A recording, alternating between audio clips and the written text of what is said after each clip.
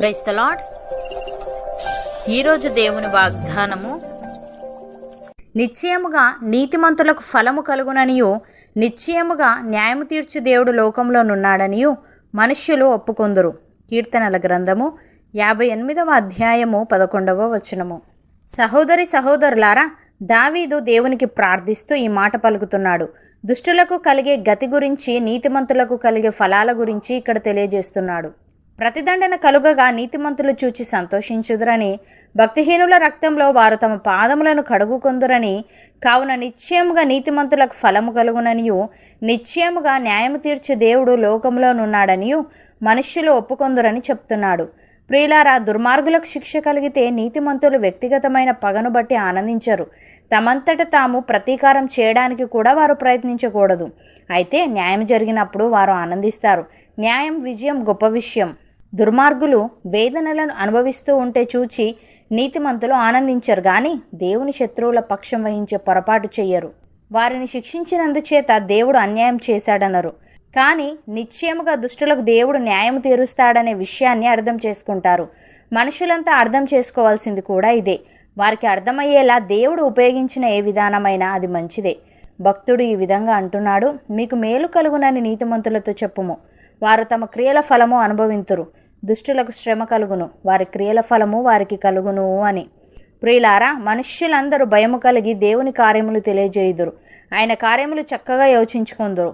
నీతిమంతులు యెహోవాను బట్టి సంతోషించుచు ఆయన శరణు జొచ్చెదరు. యథార్థ హృదయులందరూ అతిశయిల్లుదురు.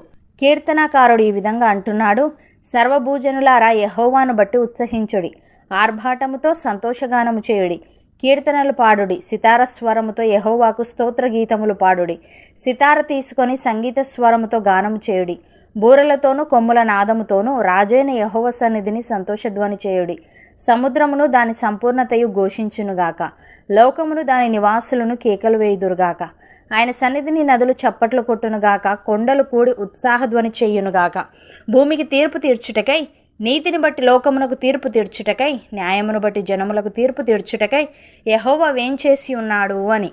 ప్రియులారా, ఏ రాజును సేనా బలము చేత రక్షింపబడడు, ఏ వీరుడును అధిక బలము చేత తప్పించుకొనడు. రక్షించుటకు గుర్రము అక్కరకు రాదు, అది దాని విశేష బలము చేత మనుషులను తప్పింపజాలదు.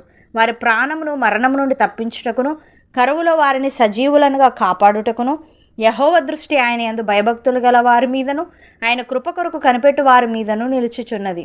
అపోస్తలుడైన పౌలు రోమీలకు వ్రాస్తూ ఈ విధంగా అంటున్నాడు, కాబట్టి ఇప్పుడు క్రీస్తు యేసునందున్న వారికి ఏ శిక్షా విధియు లేదు.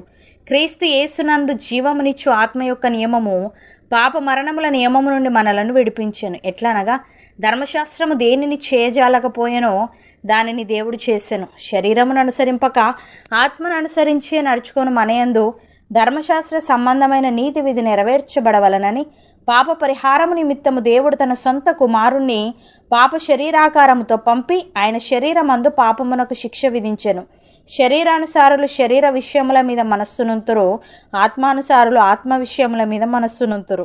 శరీరానుసారమైన మనస్సు మరణము, ఆత్మానుసారమైన మనస్సు జీవమును సమాధానమునై ఉన్నది అని. సహోదరి సహోదరులారా, మనము పాపమునకు దాసులమై ఉన్నప్పుడు నీతి విషయమై నిర్బంధము లేని వారమై ఉంటిమి. అప్పటి క్రియల వలన మనకేమి ఫలము కలిగెను? వాటిని గురించి మనం ఇప్పుడు సిగ్గుపడుచున్నాము, వాటి అంతము మరణమే. అయినను ఇప్పుడు పాపము నుండి విమోచింపబడి దేవునికి దాసులమైనందున పరిశుద్ధత కలుగుటే మనకు ఫలము, దాని అంతము నిత్య జీవము. ఏలేనగా పాపము వలన వచ్చు జీతము మరణము, అయితే దేవుని కృపావరము మన ప్రభువైన క్రీస్తు యేసునందు నిత్య జీవము. అవును అన్నవారు నాతో పాటు ప్రార్థనలో ఏకీభవించండి. పరిశుద్ధుడా, ప్రేమగల తండ్రి, నిశ్చయముగా నీతిమంతులకు ఫలము కలుగుననియు, నిశ్చయముగా న్యాయము తీర్చి దేవుడు లోకంలోనున్నాడనియు మనుషులు ఒప్పుకొందురని వ్రాయబడి ఉంది. తండ్రి, నీకు స్తోత్రములు. దేవా, మేము నీతిగా జీవిస్తూ నిన్ను బట్టి సంతోషించుచు నీ శరణు వచ్చే వారముగా ఉండుటకు సహాయము దయచేయమని, శరీరమును అనుసరింపక ఆత్మను అనుసరించి నడుచుకొనుచు ఆత్మానుసారముగా జీవించే వారముగా మేముండుటకు కృపచూపమని, నీ సమాధానం, నీ కాపుదల, నీ పరిశుద్ధత మాలో ప్రతి ఒక్కరికి నీ దయచేయమని యేసుక్రీస్తు నామమున ప్రార్థిస్తున్నాము తండ్రి. ఆమెన్.